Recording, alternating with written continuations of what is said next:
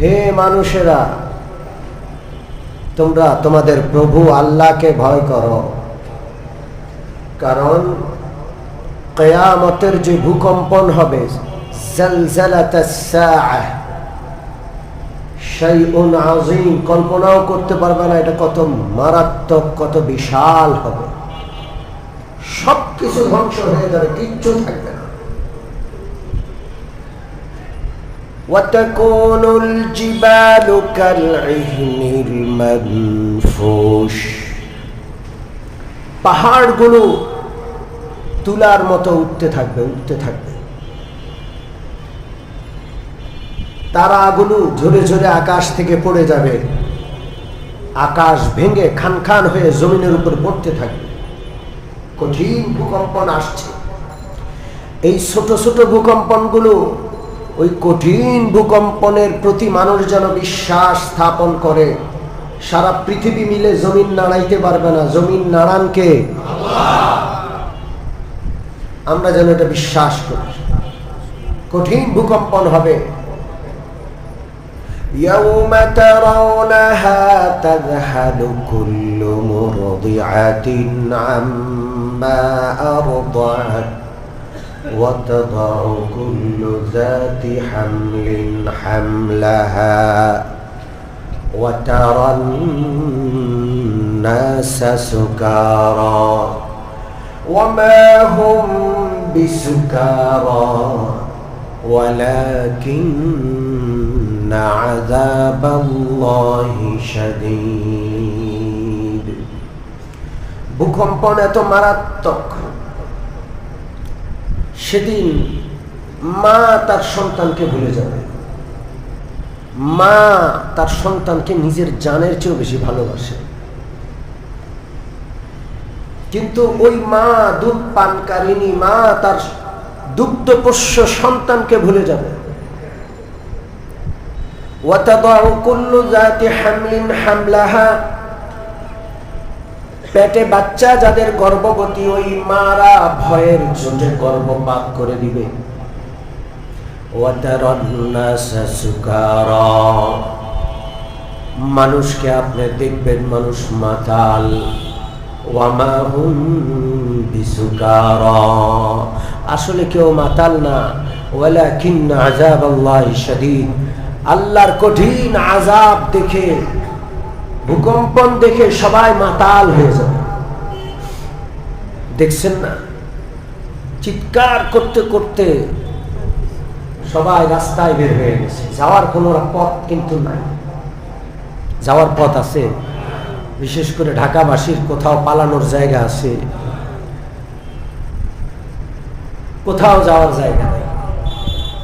এই জন্য তওবা করতে থাকা উচিত। কি যে নাফরমানি হয়, আহা।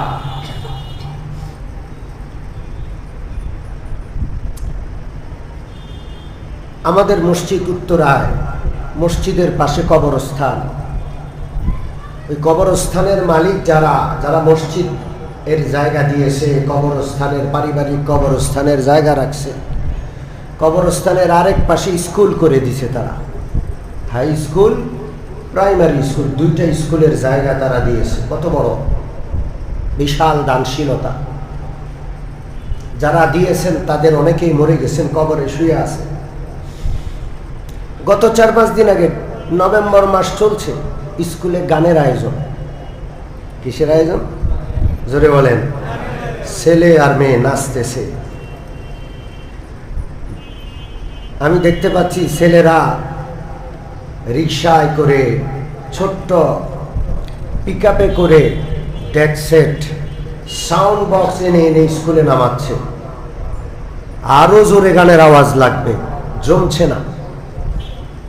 অথচ যারা স্কুল দিয়ে গেছে কবরে শুয়ে আছে, পাশে মসজিদ। আমার ভয় হয়, এক একটা বিবাহ উপলক্ষে যেই পরিমাণ গান বাদ্য হয়, না জানি কিয়ামতের ভূকম্পন শুরু হয়ে যায়। সাবধান হয়ে যান। যখন আযাব আসবে, ভালো মন্দ বিচার করা হবে না, দুনিয়ায় সকলের উপর আযাব এসে যাবে। ভূকম্পন হয় কোন অপরাধের কারণে?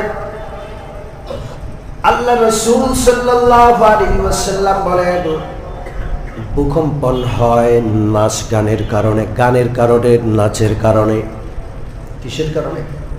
জোরে বলেন। নাচ আর গানের কারণে আল্লাহর আসমান জমিন কেঁপে উঠে। নাচ গানের রাষ্ট্রীয় আয়োজন হয় কি হয় না?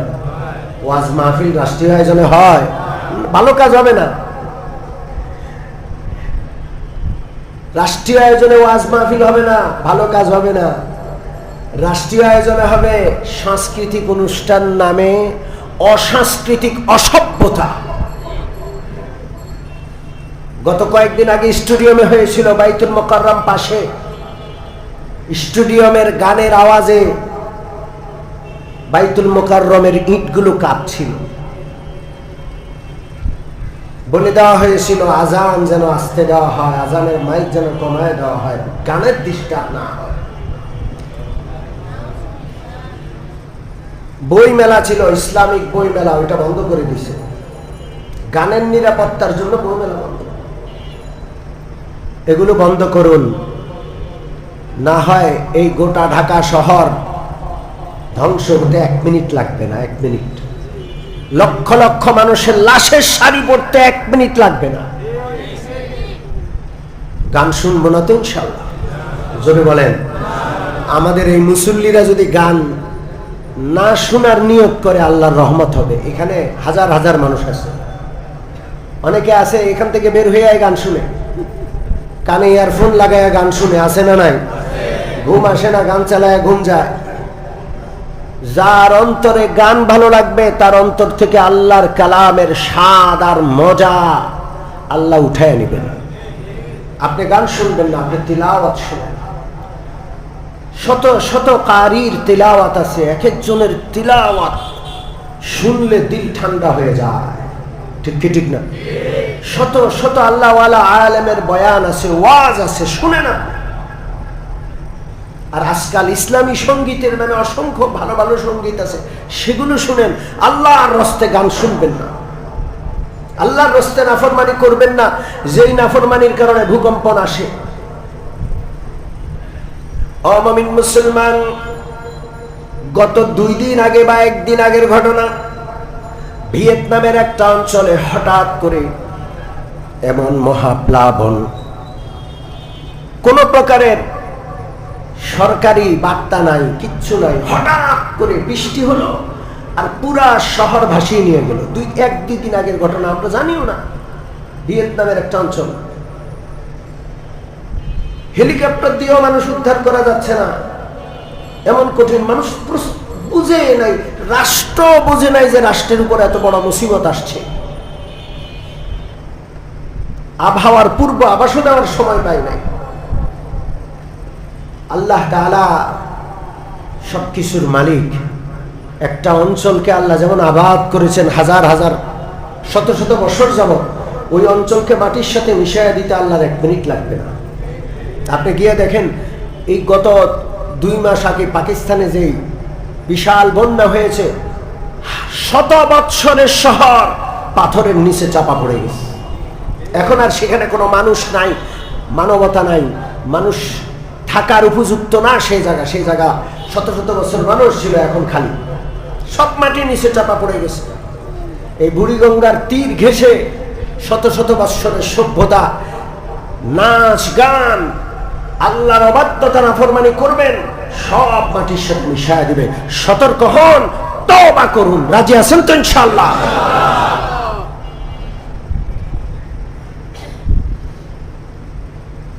আর আমরা যারা পুরান ঢাকায় বসবাস করি, আমাদের অবস্থা বেশি করুন। ঠিক কি ঠিক না? আমাদের বাঁচার কোনো উপায় নেই। নতুন ঢাকায় তো তাও দিয়ে একটা মাঠ আছে, ঘরের পাশে প্রশস্ত রাস্তা আছে, তাও নামার জায়গা আছে, এখানে যাওয়ার না, কদম দেওয়ারও জায়গা নেই। এই জন্য তওবা করবো, ইস্তেগফার করবো, গুনাহ আর নাফরমানি করবো না ইনশাআল্লাহ। বিশেষ করে নাচ গানের গুনাহ থেকে নিজে বিরত রাখবো, নিজেকে নিজে বিরত রাখবো ইনশাআল্লাহ। যদি এলাকায় কোনো বড় আওয়াজে গানের ব্যবস্থা হয়, সমস্ত মুসল্লি তার বাড়ি থেকে উঠবো ইনশাআল্লাহ। রাজি আছেন তো? আপনি মনে করেন না ওই বাড়িওয়ালারা করছে আমার কি, এটা মনে করেন না। কারণ ওই একটা বাড়ি করছে, বাকি 100টা বাড়ি যে বাধা দেয় নাই, যখন আযাব আসবে সবাইকে নিয়ে আসবে, ঠিক কিনা? সবাইকে নিয়ে আসবে, সবাই আযাবে গ্রেফতার হবে। এই জন্য সমাজ ব্যবস্থাটা মসজিদ কেন্দ্রিক এমন ভাবে হওয়া দরকার। মসজিদ কমিটির দায়িত্বশীল বৃন্দ সম্মানিত, তারা আল্লাহ তাদেরকে মসজিদে বসিয়েছেন, শুধু এতটুকু নয়, মসজিদের ইট বালু কার্পেট, মসজিদের বিদ্যুৎ, মসজিদের মুসল্লা না, মসজিদ কেন্দ্রিক সমাজ ব্যবস্থা হবে। মসজিদ কেন্দ্রিক অন্যায়ের প্রতিরোধ গড়ে তুলতে হবে, ঠিক কি ঠিক না? এই মসজিদের আওতায় যতটুকু এলাকা প্রকাশ্যে কোনো নাফরমানি হবে, মসজিদের পক্ষ থেকে সেটাকে বাধা দেওয়া হবে, ঠিক কি ঠিক না? তাহলে মসজিদের হক আদায় হবে। আল্লাহ যেন আমাদের তৌফিক দান করেন, এই সমস্ত আযাব থেকে আল্লাহ যেন আমাদের হেফাজত করেন। জোরে বলেন আমিন। আপনারা কি জানেন পৃথিবীর সবচাইতে ভূমিকম্প প্রবণ শহরগুলোর মধ্যে ঢাকা শহর 1 কি 2 নম্বরে? কয় নম্বরে? জোরে বলেন। এই ঢাকা শহরের মাটির নিচে বিশাল ভূমিকম্পের উপাদান অপেক্ষা করছে, গ্যাস জমে আছে, যে কোনো সময় কঠিন ভূমিকম্প হতে পারে। অতএব সতর্ক আর সাবধান। বেশি বেশি কোরআন তেলাওয়াত করব, তওবা করব, জিকির করব, মাদ্রাসা প্রতিষ্ঠা করব, সন্তানদেরকে কোরআন শেখাবো। রাষ্ট্রীয় ব্যবস্থাপনায় স্কুলগুলোতে গানের আয়োজন, নাচের আয়োজন, গান আর নাচের জন্য শিক্ষক নিয়োগ। আপনি আমি বয়কট করা দরকার, আমাদের সন্তানদেরকে স্কুলে পাঠানো বন্ধ করা দরকার। তাহলে সরকার সতর্ক হবে। নাচের ব্যবস্থা, গানের ব্যবস্থা, বাদ্যযন্ত্রের ব্যবস্থা, যৌন শিক্ষার নামে সন্তানদেরকে বেহায়াপনা শেখানো হচ্ছে, তাও আপনি সন্তান দেন। এত কিছু করার পরেও সন্তানদের ঈমান ধ্বংস করছে, এরপরেও আপনার কোনো রুচিতে বাঁধে না। আপনি আপনার কলিজার টুকরা সন্তানকে ওখানে পাঠান, তো সরকার বন্ধ করবে কেন? সরকার তো ওই আকাম কুকাম চালাইতেই থাকবে। যদি আপনি আমি স্কুলকে বয়কট করে যে এখান থেকে গান সরাইতে হবে, না হলে আমার সন্তান দিব না, পুরো এলাকার সমস্ত মানুষ যদি বয়কট করে স্কুল খালি হয়ে যায়, তাহলে সরকার বাধ্য হবে স্কুলগুলোকে নাচ গান নাফরমানি থেকে মুক্ত করতে, ঠিক ঠিক না? সরকারের এক দুষ্ট যায় আরেক দুষ্ট আসে। আমরা মনে করেছিলাম এই সরকার ভালো হবে। কত পরিমাণ হারামি! গত রবিবারে সাবেক প্রধানমন্ত্রীর রায় হয়েছে, ফাঁসির রায়। সারা দেশ অস্থির, 32 নম্বরে মানুষ ভিড় করছে ভাঙার জন্য। এগুলো সব পরিকল্পিত। এই দেশের অস্থিতিশীল অবস্থার মধ্যে রবিবারে 30 বছরের জন্য বাংলাদেশের বন্দর, চট্টগ্রাম বন্দর সহ আরো কোন কোন বন্দর বিদেশিদের হাতে চুক্তি করে 30 বছরের জন্য লিখে দিয়েছে। কয় বছর? জনগণ এখনো জানে না কি কি শর্তে বন্দর কাকে কাকে কিভাবে দেওয়া হলো, তারা কিভাবে বন্দর কোন নিয়মে চালাবে, কোনো কিছু জনগণ জানে না, কেউ জানে না। আমরা এদেরকে জুলাই আন্দোলনের পরে 2000 শহীদের রক্তের উপর দিয়ে ক্ষমতায় বসাইছি। পশ্চিমা বিশ্ব, আমেরিকা ওদের হাতে দেশ তুলে দেওয়ার জন্য। জোরে বলেন। এরপর যেই দিন বিমান দুর্ঘটনা হয়েছে মাইলস্টোনে, সারা বাংলাদেশের মানুষ সেটায় পেরেশান, সেই দিকে সবার নজর। ঠিক ওই সময় ওই দিনে জাতিসংঘ মানব অধিকার কমিশনকে তারা বাংলাদেশে বসায়া দিছে চুক্তি করে। জনগণ জানে না,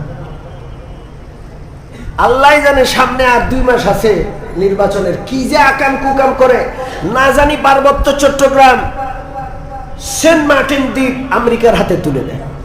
কারণ যতগুলো ক্ষমতায় বসছে দুই একজন ছাড়া, আর সবগুলো হইল দালাল।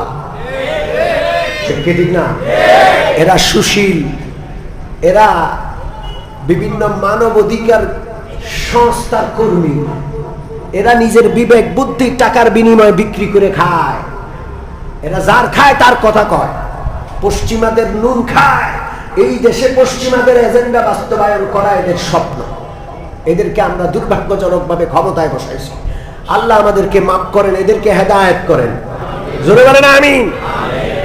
সম্মানিত উপস্থিতি, তাহলে আমাদের তওবা করতে হবে, ফিরে আসতে হবে। রাজি আছি ইনশাআল্লাহ? নাচ গান বাদ্যযন্ত্র এগুলোর কারণে ভূকম্পন আসে। আমাদের বাঁচা ছাড়া, আমাদের মরা ছাড়া কোনো উপায় নাই যদি এগুলো থেকে তওবা না করি, আল্লাহ যদি হেফাজত না করে। এক কথা গেল, আমাদের কি করা উচিত? সমস্ত বেনামাজি যারা আছি, যুবকরা অনেকে আছে, ওয়াজ শুনতে ভালো লাগে, নামাজ পড়তে ভালো লাগে না, আছে না নাই? জোরে বলেন। আমরা নামাজ পড়বো, মসজিদে আসবো, আমার আত্মার সম্পর্ক আল্লাহর ঘরের সাথে থাকবে। রাজি আছি? ইন্নামা ইয়ামুরু মাসাজিদাল্লাহি মান আমানা বিল্লাহি ওয়াল ইয়াউমিল আখির ওয়া লাম ইয়াখশা ইল্লাল্লাহ। আল্লাহ রাব্বুল আলামিন বলছেন, আল্লাহর ঘর তারা আবাদ করে, মসজিদ সমূহকে তারা আবাদ করে। কারা? মান আমানা বিল্লাহি ওয়াল ইয়াউমিল আখির, যারা আল্লাহকে বিশ্বাস করে, পরকালকে বিশ্বাস করে। ওয়া লাম ইয়াখশা ইল্লাল্লাহ, আল্লাহকে ছাড়া কাউকে ভয় করে না। ভয় করে কারে? মুসলমান আল্লাহকে ছাড়া আর কাউরে এখন ভয় করে না? করে না? কথা কয় না, ভয় করে। কারণ তারা মসজিদে আসে না, মসজিদ আবাদ করে না। মসজিদ আবাদ করলে এই যে বিষয়গুলো হবে, এই সবগুলো মসজিদ আবাদকারীদের অন্তরে আল্লাহ বসায়া দিবেন। মান আমানা বিল্লাহ, মসজিদ আবাদকারী ইমানদার হবে। অর্থাৎ মসজিদ আবাদকারী ইমানে দুর্বলতা থাকলে আল্লাহ সেই দুর্বলতা দূর করে তারে পাক্কা মুমিন বানায়া দিবেন। মসজিদ আবাদকারীর আখিরাতের ব্যাপারে, পরকালের বিশ্বাসের ক্ষেত্রে কোনো দুর্বলতা থাকলেও মসজিদ যেহেতু সে আবাদ করে, প্রতিদিন আসে, মসজিদ আবাদ হয় কিসের দ্বারা? জোরে বলেন, জোরে বলেন। কারুকার্য দ্বারা? হ্যাঁ, জোরে বলেন। রং সং দিয়ে, লাইট দিয়ে মসজিদ আবাদ হয় মুসল্লি দিয়ে। মসজিদ আবাদ হয় কি দিয়ে? এই যে তিনতলা মসজিদ, এটা জুমার দিন শুধু বললে আবাদ নয়, 5 ওয়াক্ত পড়তে হবে। কয় ওয়াক্ত? জোরে বলেন। 5 ওয়াক্ত। 5 ওয়াক্ত। এই যে জুমার মুসল্লি, এরা কই যায়? বাকি 6 দিন কোথায় তারা? কোথায় যায়? মসজিদে আসা লাগবে। এটা আল্লাহর ঘর, এখানে আসা যাওয়া করলে আমানা বিল্লাহ, তার পরিচয় সে ইমানদার। ইমানের কোনো ঘাটতি থাকলে আল্লাহ ইমান দান করবেন। ওয়াল ইয়াউমিল আখির, আখিরাত, এই বিশ্বাসী বান্দা, কোনো ঘাটতি থাকলে আল্লাহ সেটা পূরণ করে দেবেন। ওয়া লাম ইয়াখশা ইল্লাল্লাহ, কাফেররা কোরআন নিয়ে গবেষণা করে। কাফেররা জানে মুসলমানরা মসজিদে যদি যায়, মসজিদ যদি আবাদ করে তাহলে আমাদের ভয় পাবে না। কাফেররা জানে মসজিদ আবাদ যদি হয়, মুসলমানরা মসজিদমুখী হয়, আমাদের পারমাণবিক বোমাকেও তারা ভয় পাবে না। এটা কারা জানে? জোরে বলেন। কাফেররা জানে। এই জন্য কাফেররা মসজিদ আবাদ না হওয়ার জন্য যা দরকার সব করে। খেলা দিয়ে দিছে, খেলা। কি দিয়ে দিছে? জোরে বলেন।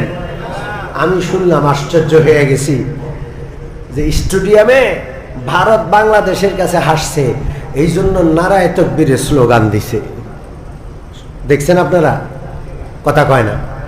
হ্যাঁ, নারায়ে তো। আমি খেলা বুঝি না, কিন্তু আপনারা মনে করেন না যে হুজুর খেলা দেখে। আমি খেলা কিচ্ছু বুঝি না, বুঝি না, না ফুটবল না ক্রিকেট না কিচ্ছু।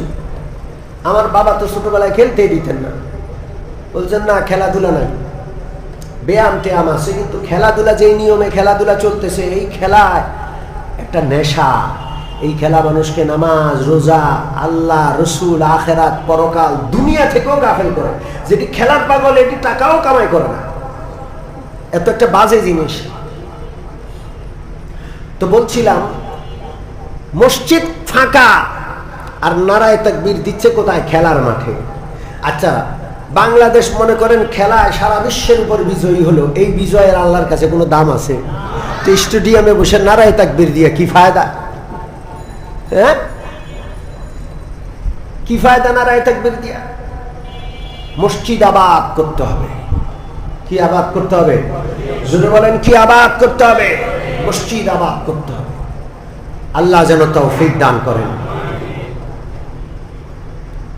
একদিন হযরত জিবরিল আলাইহিস সালাতু ওয়াস সালাম বিশ্বনবীর কাছে, এমন সময় একজন ইহুদি পণ্ডিত আসলো, বড় মাপের পণ্ডিত। মদিনার সবাই তারে মস্ত বড় আলেম মনে করে, ইহুদি আলেম। তার পিছনে পিছনে অনেক সাধারণ ইহুদি ভক্ত আসছে রাসূলুল্লাহকে প্রশ্ন করে ঠেকিয়ে দেওয়ার জন্য, নবীজিকে প্রশ্ন করে ঠেকানোর জন্য আসছে। কি জন্য আসছে? জোরে বলেন। ঠেকায়া দেওয়ার জন্য আসছে। নবী রাহমাতুল লিল আলামিন বসে, ইহুদি পণ্ডিত আল্লাহর রাসূলের সামনে এসে বসলো, আর ঠোঁটে বিদ্রুপের হাসি ফুটাইয়া বলে, আইয়ুল বিকাই খায়রুন, ও মুহাম্মদ সাল্লাল্লাহু আলাইহি ওয়াসাল্লাম, বলুন দেখি পৃথিবীর কোন জমিনটা সবচেয়ে দামি, কোন জমিনটা সবচেয়ে উত্তম? পৃথিবীর কোন মাটি, কোন জমিন সবচেয়ে দামি, সবচেয়ে উত্তম? ইহুদি জিজ্ঞেস করছে। রাসূলুল্লাহ সাল্লাল্লাহু আলাইহি সাল্লাম নিজের পক্ষ থেকে কোনো প্রশ্নের জবাব দিতেন না, নিজের মন মতো কোনো কথা বলতেন না। যা বলতেন, কার কথা বলতেন? জোরে বলেন। ওয়ামা ইয়ানতিকু আনিল হাওয়া ইন হুয়া ইল্লা ওয়াহয়ুন ইউহা। তিনি নিজের মন গড়া একটা কথাও বলতেন না, যা বলতেন সব ওহী। আল্লাহ রাসূল জিবরিলকে জিজ্ঞেস করলেন, জিবরিল, এই ইহুদির প্রশ্নের কি জবাব? জিবরিল বলে, মাল মাসউলু আনহা বিআলামা মিনাস সাইল। ওগো নবীজি, আপনি যেমন জানেন না আমিও জানি না। আমি আল্লাহ রাব্বুল আলামিনের কাছে গিয়ে জানে আসি, জিজ্ঞেস করে আসি, তারপরে জানাবো। হযরত জিবরিল আল্লাহ তাআলার কাছে গেলেন। কিছুক্ষণ পর আল্লাহ ফেরেশতা জিবরিল আলাইহিস সালাম আসলেন আর বললেন, ইয়া রাসূলুল্লাহ, আজকে এই প্রশ্নের জবাব নেওয়ার জন্য আল্লাহর কাছে গিয়ে যত কাছাকাছি গেলাম, জীবনে কোনোদিন আল্লাহ তাআলার এত নিকটে আমি যাইতে পারি নাই। বিশ্বনবী জিজ্ঞেস করলেন, কতটা কাছে গেছো? হযরত জিবরিল বললেন, এত কাছে গেছি, মাত্র ৭০,০০০ পর্দার ব্যবধান ছিল। কয় হাজার? জোরে বলেন, কয় হাজার? আল্লাহর নবী বললেন, ঠিক আছে, এখন বলো প্রশ্নের জবাব কি? হযরত জিবরিল আলাইহিস সালাতু ওয়াস সালাম বললেন, আল্লাহ রাব্বুল আলামিনের ঘোষণা, এই পৃথিবীর সবচেয়ে দামি জমিন হলো মাসাজিদুহা, আল্লাহর ঘর। কোন জমিন? খায়রু বিকাইল আরদি মাসাজিদুহা, পৃথিবীর সবচেয়ে দামি জমিন হলো আল্লাহর ঘর। আর পৃথিবীর সবচেয়ে বেদামি আর নিকৃষ্ট জমিন হইল আসওয়াকুহা, যত বাজার আছে, মার্কেট আছে, সব নিকৃষ্ট। বাথরুমের চাইতেও নিকৃষ্ট, বাথরুমের চাইতেও কি? কথা কয় না। আল্লাহ তো বলেন না বাথরুমের জমিনটা সবচেয়ে নিকৃষ্ট, না, বাজার। আর আমরা তো সারা দিন রাত্র, পুরান ঢাকার বাজার কখনো বন্ধই হয় না, ঠিক কি ঠিক না? নতুন ঢাকার মানুষ ঘুমায় যায়, 10টা বাজে গিয়ে আপনি আর 11টার মধ্যে কোনো দোকানই পাবেন না। ওই দিন 11টা বেজে গেছে, একটা ওষুধ কিনা হয় না, আর পাইয়ে নাই ওষুধ, ওষুধের দোকানও বন্ধ। আর এখানে সারা রাত খাওয়া আর খাওন আর খাওন, বিরিয়ানির দোকান তো সারা রাত চলে। ঠিক কি ঠিক? আল্লাহ, আমরা আল্লাহর সর্বোত্তম জমিনের প্রতি মহাব্বত রাখবো, আবাদ করব। সেটা কোন জমিন? জোরে বলেন কোন জমিন? মসজিদ। জোরে বলেন কোন জমিন? এই মসজিদের সাথে সম্পর্ক রাখবো। যেটার মধ্যে জানমাল খরচ হয় এটার মায়া বাড়ে, যেটার মধ্যে সময় লাগে সেটার মায়া বাড়ে। মসজিদের সপ্তাহে একদিন আসলে মসজিদের সাথে মহাব্বত হবে না। মসজিদে প্রতিদিন অন্তত কয়বার আসতে হবে? জোরে বলেন কয়বার? মসজিদে কোনো অর্থ নিয়োগ না করলে, অর্থ বিনিয়োগ না করলে মহাব্বত হবে না। পরিবারের প্রতি খরচ করে, এই জন্য পরিবারের প্রতি মায়া। স্ত্রীর জন্য খরচ করে, সন্তানের জন্য খরচ করে, এই জন্য মায়া। নিজে না খায়ও খরচ করে। আমি কম খাই, আমার সন্তানের জন্য অসুবিধা না হয়, আমার পরিবারটা সুন্দর চলে, আমার নাইলে আমার শখ নাই। অনেকে আছে ঈদে নিজের জন্য কিচ্ছু কিনে না। পুরুষ মানুষ এরকম অহরহ, হাজার হাজার লক্ষ লক্ষ পুরুষ আছে ঈদে নিজের জন্য কিনে নাই, নিজের কোনো দুঃখ নেই। বাচ্চারে দিছে, স্ত্রীকে দিছে, ওরা একটু খুশি, নিজে খুশি আছে না নাই? অবাবিন মুসলমান, যেখানে সময়, যেখানে জানমাল লাগে সেটার জন্য মায়া হয়। আল্লাহর ঘরে দৈনিক কয়বার আসবো? 5 বার আসবো। আল্লাহর ঘরের জন্য মায়া হবে। উত্তম জমিনের সাথে যার মায়া মহাব্বত সম্পর্ক, সেও উত্তম হয়ে যাবে ইমানদার। আল্লাহ, সম্পদ যেন বিনিয়োগ হয়। ও মুমিন মুসলমান, মসজিদে বিনিয়োগ করব, মসজিদে বিনিয়োগ করব। রাজি আছি ইনশাআল্লাহ? জোরে বলেন রাজি আছি? মান বানা লিল্লাহি বাইতান বানাল্লাহু লাহু বাইতান ফিল জান্নাতি। যে ব্যক্তি মসজিদ বানাবে, মসজিদ বানানোর কাজে অংশগ্রহণ করবে, মসজিদ সাজাবে, মসজিদ সাজানোর কাজে অংশগ্রহণ করবে, আল্লাহ রাব্বুল আলামিন তাকে জান্নাতে, জান্নাতের একটা ঘর দান করে দিবে। ও মুমিন মুসলমান, আল্লাহর আযাব গজব থেকে বাঁচতে হলে মসজিদের দিকে দৌড়াইতে হবে।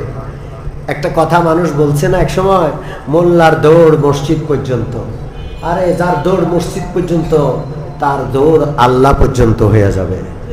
আমরা তো এটাই শিখাইতে চাই যে যে কোনো বিপদে মসজিদের দিকে দৌড়ান, 2 রাকাত নামাজ পড়েন, মালিককে বলেন আর কোথাও যাওয়া লাগবে না। ঠিক কি ঠিক না?